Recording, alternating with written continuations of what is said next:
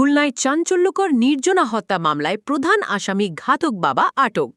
RAB 6 special company এবং সদর থানা কেএমপি খুলনার যৌথ আভিযানিক দল গোপন সংবাদের ভিত্তিতে অদ্য 18 জুলাই 2026 তারিখ দুপুর আনুমানিক 3টের দিকে খুলনা জেলার ডুমুরিয়া থানাধীন ডুমুরিয়া বাজারস্থ আব্দুল কুদ্দুসের চায়ের দোকানে অভিযান পরিচালনা করে খুলনা সদর থানার চাঞ্চল্যকর নির্জনা হত্যা মামলার তদন্তে প্রাপ্ত সন্দিগ্ধ আসামি মোহাম্মদ আলিম হোসেন আকাশ, বয়স 40 বছর, পিতা মোহাম্মদ মীর সোহরাব হোসেন, মিস্ত্রিপাড়া খাল রোড, থানা সদর, জেলা খুলনাকে গ্রেফতার করে।